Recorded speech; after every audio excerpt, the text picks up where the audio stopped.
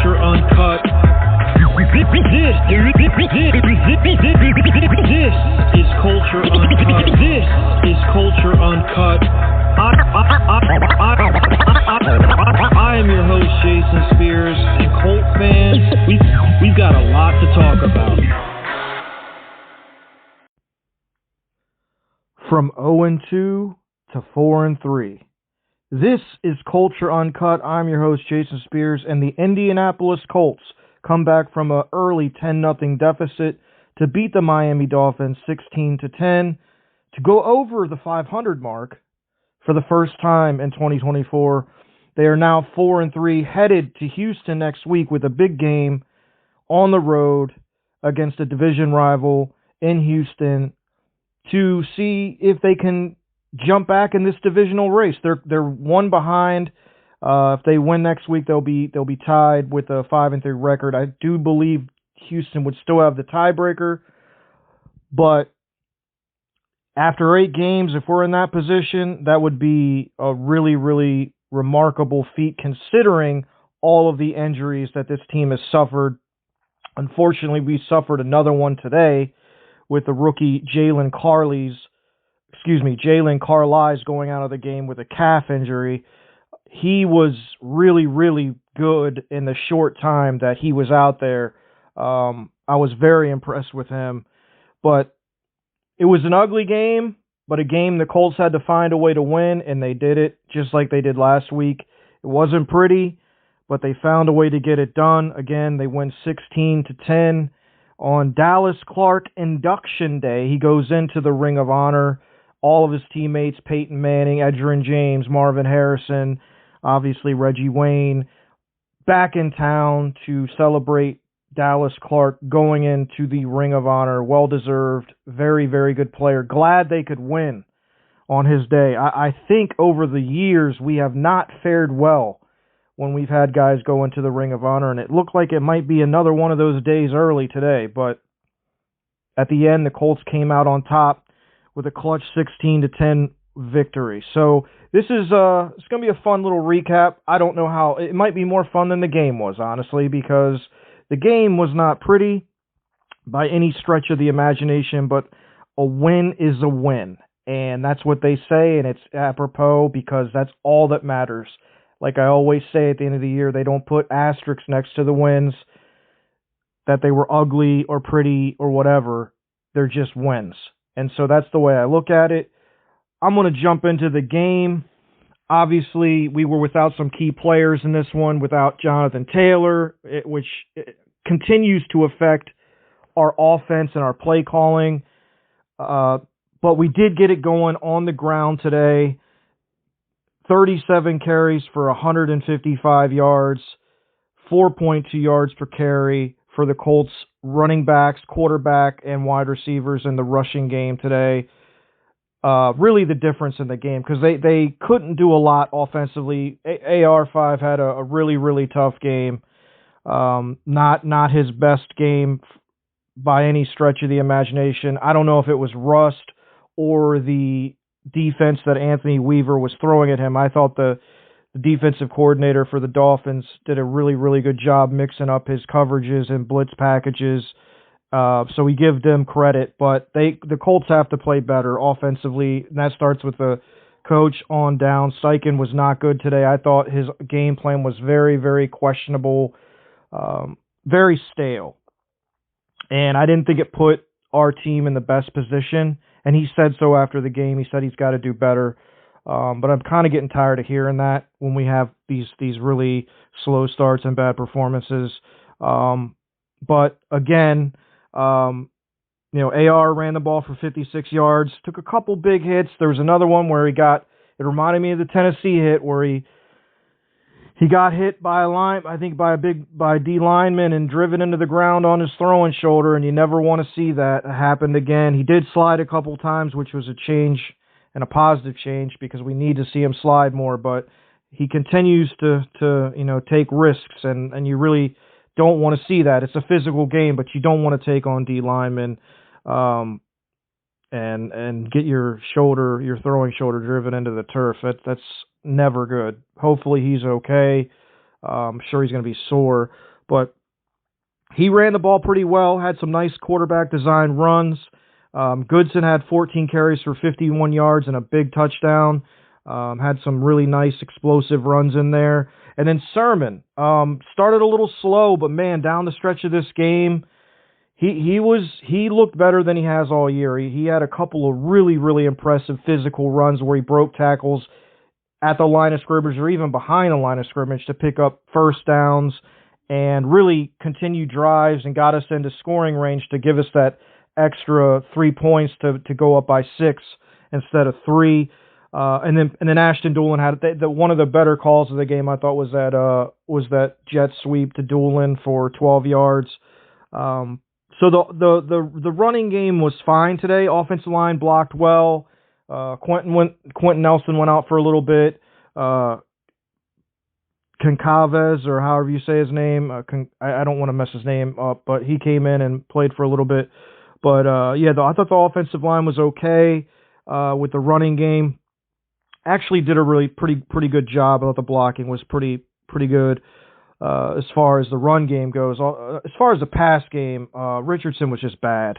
I mean, he started the game 5 for 18, I think 0 for 6 to start the game.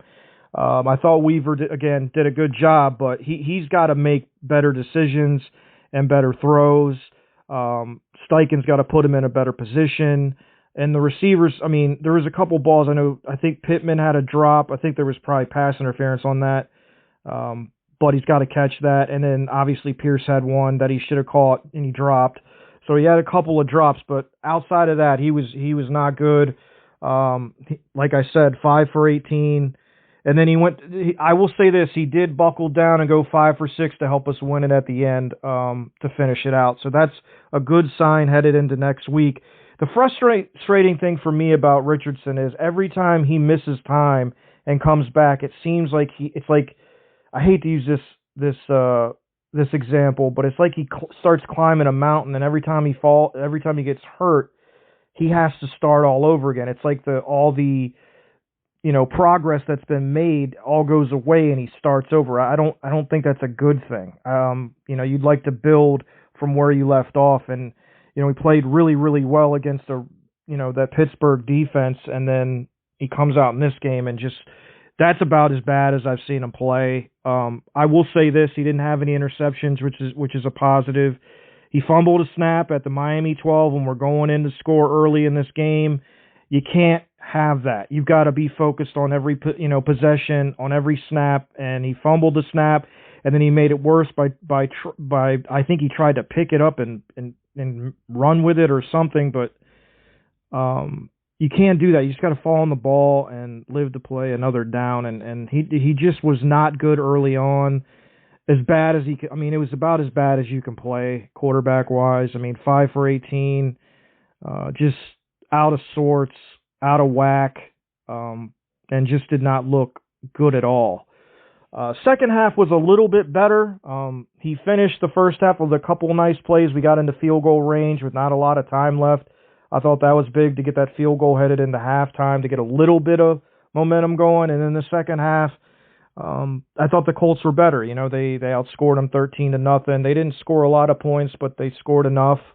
Defense was really solid from, the whole entire second half, really. They did a really good job the entire game. I'll get into them in a minute. But as far as the offense goes, like I said, AR was 10 of 24 for 129 yards. He fumbled a snap. Pitt had 3 catches for 63 yards. Mitchell had 2 catches for 30 yards. Pierce had 2 for 15. I think everybody else had 1. Really kind of disappointed in the Blitz ID in this game. They were moving Ramsey around and bringing him on blitzes, and the Colts really had no answer for that. Part of that was Richardson, but somebody's got to pick that up on the O-line and adjust and call it out. They didn't do a good job. There was a play where Richardson took he took a pretty big hit, but he wasn't tackled. That's the one big good thing about being, 6'5", 230, 240 is you can shake off guys and throw. He was able to shake off that hit because it was a free blitzer, and Ramsey hit him, and he was able to hold on and throw the ball away, which was a big time play by him.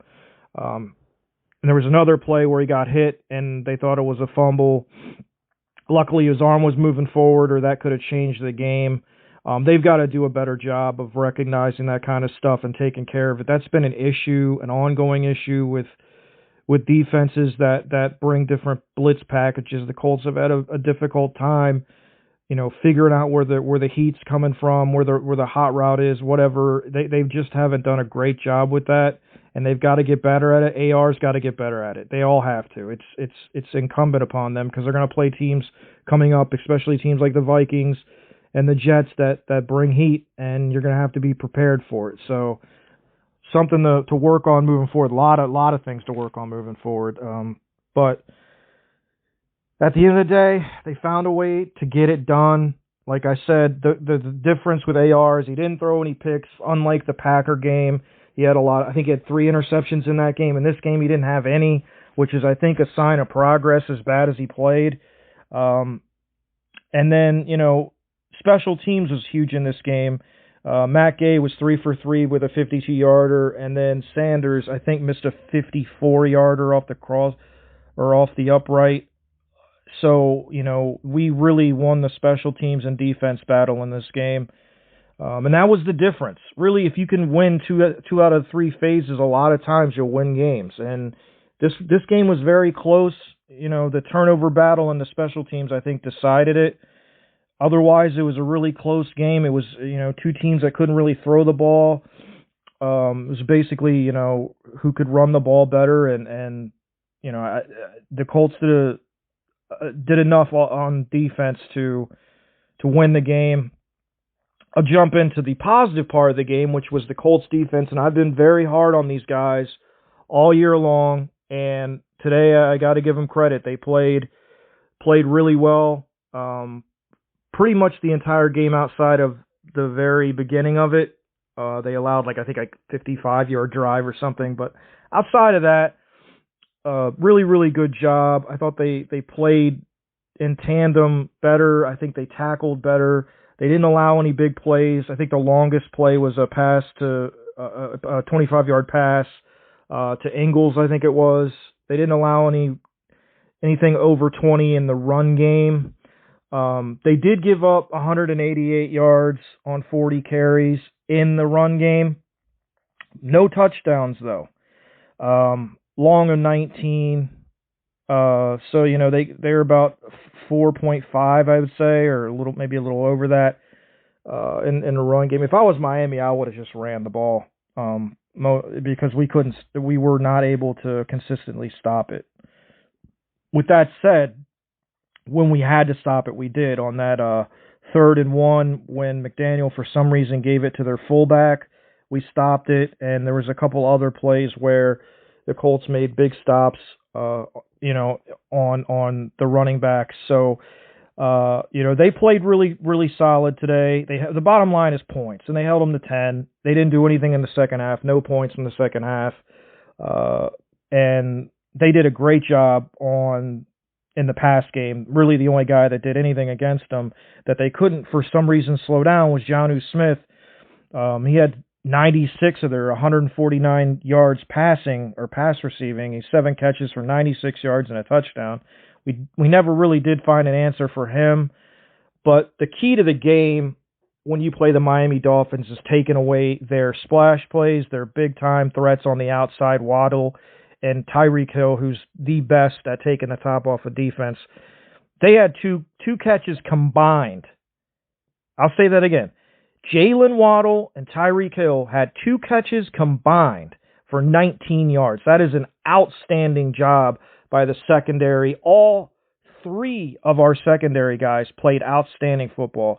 Jalen Jones played maybe one of his best games. He tackled well, broke up passes, played really, really good coverage. Womack continued to show he is an elite cover corner. And played really, really outstanding. And Kenny Moore with some pass breakups and just playing really good defense. I mean, I can't say enough about the secondary in this game. They really played well, and that's not it's never been done. Those 2 guys have never been held to 2 catches, 19 yards combined.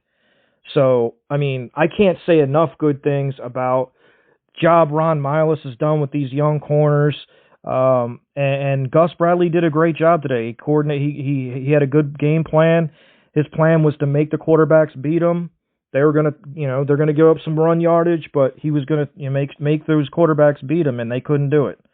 They went from Huntley to Boyle. Neither threw any picks, but not really no big play. They had the one, I think I said 25-yard pass, but outside of that, it really didn't do anything offensively in the pass game. So that was the difference in the game to me. When you shut down Waddle and Hill, you're going to win 99% of the time against this team, and they did that. To get into individual guys that I thought did incredible today, Grant Stewart, man. I love this guy. He is such a fun guy to watch play. Even when he's just playing on special teams, he plays like I want every Colt to play. He hustles all the time, never takes plays off, and you saw that today. 19 tackles or 18. ESPN said 19, and then I think somebody else said 18. Whatever it is, 18 or 19, one tackle for loss. He was all over the field, did a great job. I mean, an outstanding job filling in for first EJ Speed and then Jalen Carlisle when he got hurt. Carlisle, for the short time he was in the game, 5 tackles, 1 tackle for a loss, and a sack. So he was really, really good in his short stint out there, and he's played really good football all year, and I was excited to see him play. Unfortunately, as I mentioned earlier, he injured his calf. I don't know how serious it is, but he was in a boot after the game, so that's not great news. And then, Zaire Franklin does what Zaire Franklin does. He, racks up tackles. But the difference today was he forced a fumble, and I think Taven Bryan recovered it. So Zaire, the linebackers were really, really efficient with the tackling. I thought the tackling today was better than it's been all year. They still weren't perfect or even great, but they were good enough in that way. So I thought that the team just played better. Obviously, you're playing against backup quarterbacks, but you still got to go out there and play. We went out and played against Malik Willis and made him look like, Lamar Jackson. So you have to go play. They did a good job against Huntley, and then Boyle. They just did, basically did enough to just shut him down, because at the end of the game, it was basically a race against the clock with no timeouts, and they basically just gave them whatever until they got down to about the 35-yard line, and that was the difference. They just ran out of time. So really good job by Gus Bradley today. I thought Alubi was also big. All our linebackers were big. I mean, 18 tackles for Stewart, 5 tackles for Franklin, 5 tackles for Carlisle, 16 for Franklin, 3 tackles for loss from those guys, a forced fumble, a sack, and then Alubi with a forced fumble, a fumble recovery, and a return. And that was a hell of a return too. That little cutback into the middle of the field, I was like, damn, he can run a little bit. So really, really great job by our linebackers today. Making big plays, and the extra turnover and just making those kicks by Gay was really the difference in the game. So when you give up 10 points into any NFL team, you got a really good chance of winning. And so credit where credit's due. I thought Gus Bradley was really good today, called a good game. I thought the guys played better. They got pressure. I don't have the official numbers yet, but I know they had 2 sacks, and I think they had 5 quarterback hits. I don't know how many registered pressures they had. I know Latu had a sack and Carlisle had a sack. So they were better today in that way. So again, moving forward, obviously with a big game next week, we hopefully getting some guys back. I would love to get Taylor back, because I just think he takes a lot of pressure off of Anthony, makes his job so much easier with that threat back there. It's just not the same, and that's no disrespect to Sermon or Goodson, but it's just not the same when they're back there that when 28 is. And hopefully We'll get Buckner back this week because, he's the best player on our defense. I mean, we miss him immensely. We struggle to stop the run without him. You're seeing, having Brian play out there and a lot of these guys. It's just it's such a fall off from an All-Pro to a guy like Taven Bryan. And again, I don't mean any disrespect, but it just is a fact. And so hopefully we can get him back this week. Again, that injury had looked bad, like season ending when it happened. I'm shocked that he's even, that there's even a window for him to play. So I'm thankful for that. But, the Colts just had to get a win. I mean, you start out 0-2, you get to 4-3. That's big time. It's not easy to do, especially when you're 0-2 and you're looking at, a young, hungry Bears team coming in, and then, the Steelers coming in, who we always struggle with. And then you have that game at Jacksonville, and you go back to under 500, and you find a way to come back and get these 2 wins. It says a lot about this team. I mean, they're strong mentally. They've got strong mental fortitude, obviously, because you've seen them, the way they lost the opening game, the way they lost the second game. They come back, they find a way to beat Chicago. They jump out on Pittsburgh. They find a way to hold on in that, and then the annual choke job in Jacksonville where we don't show up for most of the game till the fourth quarter. And come back and lose that on the last drive, and then we find a way to get a win after being down late in the game in Tennessee. You come home, you play terrible out the gate, but I thought the field goal before the half was huge. Got them some momentum, and they came out, and I just thought they dominated the second half. It didn't look like it, but I mean, if you just look at the pure numbers, they didn't give up any points. They scored 13 points. They forced some turnovers, got pressure on the quarterback, and they ran the ball really well in the second half and got a win. Man, they just found a way to get it done. I'm shocked that Sanders missed that field goal because, as Zach Hicks pointed out on Twitter, kickers generally don't ever miss field goals against us. And that's been that way since like 2003. There was like a kicker for Jacksonville that kicked a 61-yard field goal to beat us in a game, and then I know Baronis kicked a 61-yard field goal to beat us in Tennessee one year. People just don't miss field goals against us. It's crazy to me, but they did today, and it helped. And the difference in the game, our kicker didn't miss; theirs did. We got one more turnover than them, and we found a way to shut down their big-time players. It can't be overstated, or it can't be said enough how hard it is to shut down those 2 guys.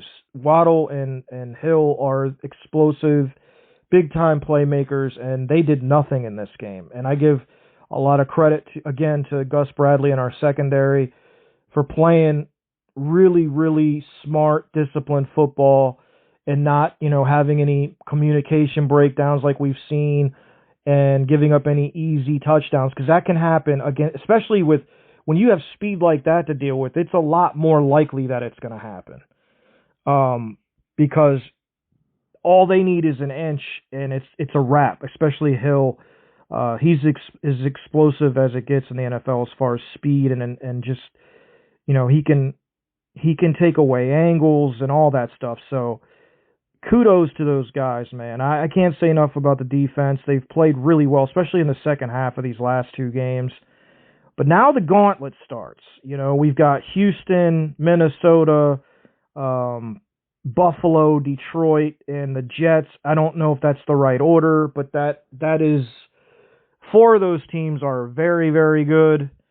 The Jets, I think, are going to get better. They just acquired Adams. Obviously, he's a very good football player. I don't know how that's going to turn out for them. They seem to be dysfunctional, but anytime you go against Rodgers, it's going to be a tough matchup.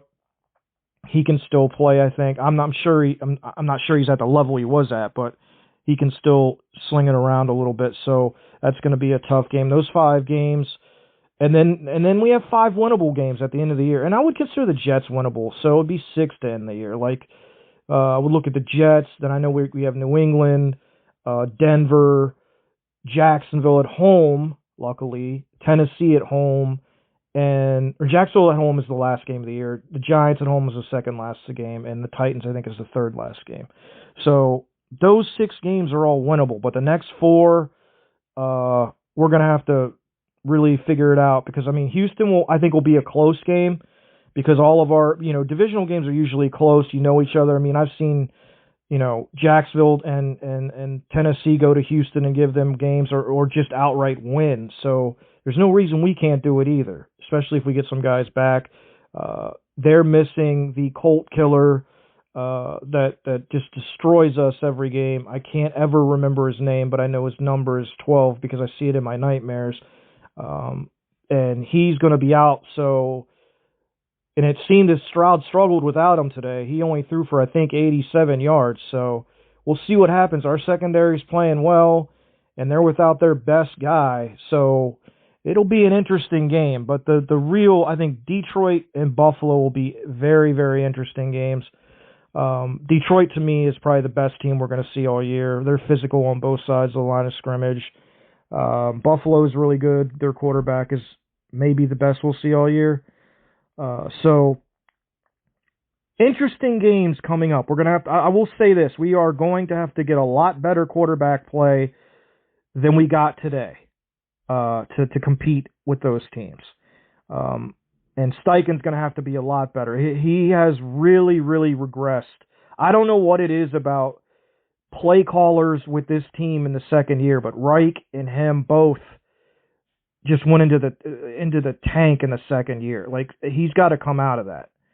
Like, we've got to mix the offense up. You can't do the shotgun stuff every play. You've got to mix it up, mix and match. Put some guys in motion. No, there were no screens today. There was no quick game. There was really nothing like that.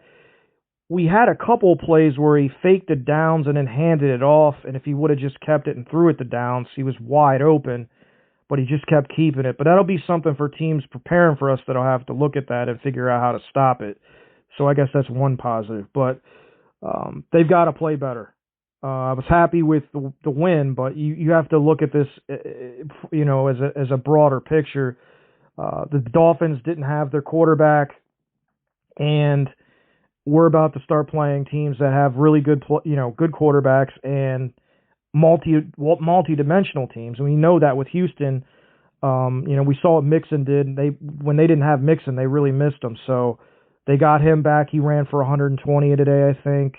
But they couldn't throw the ball against Green Bay, and so Green Bay ended up winning that game. So we're now 1 game behind, I think. So huge game in Houston next week. We play well there. History in the last 11 times we've been there, we've won 9. So that's a good sign. And I always say, like, divisional games usually are 1-possession games, and all of our games so far have been 1-possession games, every one of them. So I don't think that'll change next week, but I do think Shane's going to have to have these guys much more prepared. They have to come out and they need to start fast against the Texans, because I think they're going to need to score some points to win next week. It's not going to be a 16-10 type of game. They're going to have to come out and play a much better game on offense if they want to have any chance to beat the Houston Texans and tie them for the division lead. So that's what's coming up for the Colts. But for now, today, big time win over an AFC team that, who knows, down the line could be a tiebreaker team, just like Pittsburgh. So far, because they're going to get Tua back, and I think he's going to play, and they're a totally different team with him. I think they'll be better, obviously, but I think they're going to win a lot more games, and I think it's going to, come down to the end. There's only a few really great teams in this league, and then there's just everybody else, and there's teams like Carolina and the Patriots who are god awful. Everybody else, you never know. You can, and I think Baltimore's up there too, but you just never know, man. So the Colts have to be ready to play. Steichen's going to have those guys ready to play, and they're going to have to execute and play a much better game and have a much better game plan against Houston next week than they had today offensively, because today was really bad, especially in the first half from our quarterback. He's got to play better. That wasn't good enough, and I'm sure he knows that, but he's just got to keep working, improving, and they just got to keep playing, man. And I like the effort. I like the mental toughness of battling back from an 0-2 start, battling back in a couple of games where they're behind. Where they, like in the last game where they gave up that horrible fourth down conversion, or third down conversion, 3rd and 19 draw for a touchdown, to give, I think, Tennessee the lead. Then they came back and didn't allow any points after that. Today, kind of the same thing. They allowed the 10 points and then nothing after that. The team, say what you want about them, there's a lot of issues, but they definitely have some strong mental fortitude to be able to come back from, as the season 0-2 start, 2-3, win the next 2 games to get to 4-3, and then also inside games when things go wrong, they're able to come back. Even in the Jacksonville game, they're down by 14, they come back and tie it. Fortunately, they obviously couldn't get a stop, but this team's not going to quit, and I do have a lot of respect for the effort, and the fact that they don't lay down. There's been teams in the past that once things started going wrong, they laid down, but this is not that team. Steichen obviously still has a locker room rocking with him, and so that's good. And hopefully moving forward, we'll see better play, because they can play a lot better than this, especially if they start getting guys back. I think you'll see a marked improvement in defensive play with Buckner and offensive effectiveness with 28. Because, again, when you have that explosive guy back there, a defense they really have to know where he is. They have to focus on him, and it just makes a quarterback's job that much easier having that type of home run threat back there, and they just miss him so much. I just hope we get him back this week, because it would be a huge bonus for the Colts going into Houston, because I think that running game can allow Richardson to do a lot of different things off of it. So wrapping it up, man, just a big win, an ugly win, but they all count, to move to 4-3. Again, I think it's big that they have tiebreakers over the Steelers and the Dolphins. If they can just hang around, you just never know in this league. You never know. I look at the rest of their season, and they really have 5 tough games and 5 games that I think are winnable. I mean, they're all winnable, but I mean, like Buffalo, you would think is probably a loss. Detroit's probably a loss. Minnesota, I don't know. I would think is a loss, but I'm not sure how great their offense is playing, but I would assume that would be a loss, so that'd be 3. But we generally play well in Minnesota and against Minnesota, so who knows? But those are really the only game. I mean, the Jets, they can win that game. Houston, they can win that game. So there's really like 3 games that I think are going to be an uphill battle, but you just never know. This Colts team, one thing about it, almost every year they have one of those WTF wins where you don't think they have any chance in hell of winning. Like I remember in 2021, we went into Buffalo and absolutely just beat the brakes off of them. I thought if we were going to win that game, it was going to be close, and we beat them like, I don't even remember what the score was. I think we beat them by 30 or something like that. Then 2022, that god-awful team, they beat the Super Bowl champs. They beat Kansas City in that game. So they always find a way to win a game you think they have no business winning, and I hope that trend continues this year, because I really think if they could somehow pull off a win against Buffalo, because you don't want that AFC win, because that's one of the tiebreakers record in conference. If they could somehow pull that off, that would be insane, and it would really help. But the fact that we're even talking about the Colts being in a playoff hunt after 7 games, especially with the way the season started and the injuries and everything else that's going on, is great, because we haven't played well. The team hasn't played well. Nothing's really gone right for them. Just as Richardson starts to get going, he gets hurt again, misses 2 games. You lose Tyquan, you lose DeForest, Pittman's battling an injury. You lose Taylor, Kelly, and all these guys on Fries, and you have to kind of take the perspective of where we could be versus where we are. And, with the start that we had, we could be in a lot worse position than we are right now. So I choose to look at this as a glass half full situation moving forward. And let's go play, man. You never know. That's why they play the games. You just never know. You don't know from week to week what's going to happen. Crazy things happen in this league. I mean, the Carolina Panthers have a win. I don't know how that happened, but they somehow did beat the Raiders by 2 touchdowns. To me, that's insane if you've watched Carolina play, because they are absolutely horrendous in every way possible. So you never know. The Colts are nowhere near that bad. They've got good players on both sides of the ball. Special teams is playing well, and Houston's been kind to them. So I'm really excited, pumped for next week. It's a huge game. It would be a big, big, big time win if they could get it. They always play competitive games. The last 2 have come down at the very end, and the Colts have come up a little short. So, hopefully we're in that position again, and this time we can come through and get a win up in Houston. Down in Houston. Because that would definitely change the fortunes of our season, I think. Go to 5-3, and then you're looking at, a lot easier, not easier road, but you have some room to breathe a little bit.